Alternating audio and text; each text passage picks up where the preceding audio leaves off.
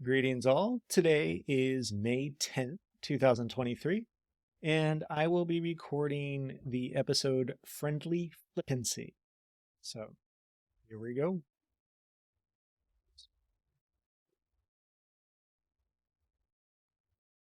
All right.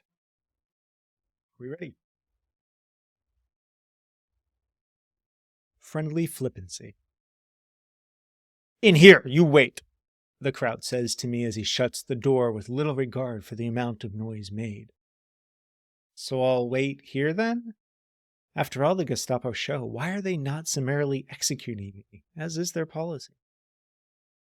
No decorations adorn the room, occupied, as it were, with simply a gunmetal chair, matching table, and worn walls of peeling plaster and paint. Simply more interrogation. Seems unlikely. They could have simply kept me in that stale and now bloody room. As I contemplate what's changing in my situation to require a new room, the door behind me flings open. Does no one care about sound in this place?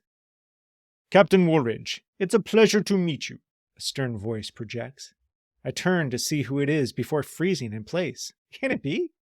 Field Marshal, fancy this, I reply. Yes, last we met, you were stopping me from taking Cairo. Now we are together in France.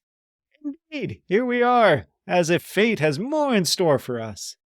Was my effort at El Alamein reported back to the Germans in 42, or do they keep track of those who were awarded the military cross? It must, indeed. Can I get you anything? Get me anything? Is he kidding? Yeah, the hell out of France! Certainly, Field Marshal. A single ticket back to the UK, a pint of beer, a packet of cigarettes, and a really good meal would be splendid, I reply with a quip. The Field Marshal eyes me up and down before responding. I'll see what I can do. He then leaves the room. Within minutes, I'm invited into an adjoining room where a waiter in a white coat, sporting a bright red Nazi armband, stands before a set table adorned with a stein of beer, a packet of cigarettes, and a bowl of steaming meatballs with potatoes and sauerkraut. This is for real. They're buttering me up for the big interrogation finish. Rather than question my fate, I dive in, gulping down the beer and devouring the meal before attacking the cigarettes. This is the way to be captured. Captain Roy Woolridge, who was in the Royal Engineers, was taken prisoner during a covert nighttime mission to examine submerged mines along the French beaches weeks before the D-Day landings. Mr. Woolridge, who was twice awarded the Military Cross, was sent a telegram ordering him to report to his unit just 3 days after his wedding in 1944. The lieutenant, who was later promoted to captain, was sent to the French beaches with a colleague to ensure there were no mines which could blow up the boats during the D-Day landings. Due to the secretive nature of the mission, he was not wearing a uniform or carrying identification. Captured by the Nazis and treated as a spy, Captain Woolridge was told he must reveal all about his secret mission or be shot dead. Despite being grilled by the Gestapo, the British soldier refused to talk. Captain Woolridge, a hero of the Battle of El Alamein 2 years earlier at which Rommel was defeated by the Allies, was stunned when he was presented to the high-ranking officer. Then Rommel asked if he needed anything. Cheeky, Roy replied, a single ticket back to the UK, a pint of beer, a packet of cigarettes, and a really good meal. To his astonishment, his wish had been granted when he was ushered into Rommel's mess, where all 3 items were waiting for him, with the exception of the ticket back to the UK. He later recalled, I was taken to the officer's mess, where a waiter in white dress adorned with a swastika gave me a jug of beer, a packet of cigarettes, and a meal. From memory, it was meatballs or faggots with potatoes and sauerkraut. Captain Woolridge ate the food, drank the stein of lager, and smoked the German cigarettes, but kept the empty packet as a souvenir. That empty packet of cigarettes featured on the BBC's Antique Roadshow on November 23, 2014, with arms and militaria specialist Graham Lay. In 2014, with arms and militaria specialist Graham Lay.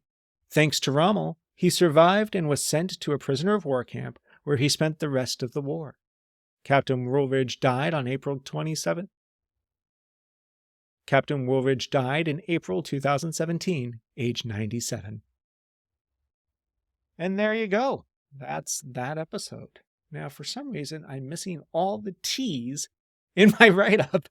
I had to read everything that didn't have T's in front of it, so that kind of threw me off as I was going through. I have a question for folks. Does it sound like I'm reading, or does it sound like I'm telling a story? And in this story, should I try to use a British accent? Because I could try, but it might not do so good. Let's see if I could do it with a British accent. Make it any better. In here, you wait, the crowd says to me as he shuts the door with little regard for the amount of noise made. I guess I could do that part with a British accent too, but that's more thinking, so I don't know. So I'll wait here then? Does that sound British? After all the Gestapo show, why are they not summarily executing me, as is their policy? I don't know. It doesn't sound good enough to me. I think it sounds like a cocky British accent, or not even a Cockney British accent. It sounds like a crappy British accent. Right, so I will not try to do the British accent. I don't think that makes sense. So there we go. I have to fix my T's. I guess dot my I's too. Might as well do that. And be done with this portion of the recording. So there you are. Friendly flippancy. Enjoy.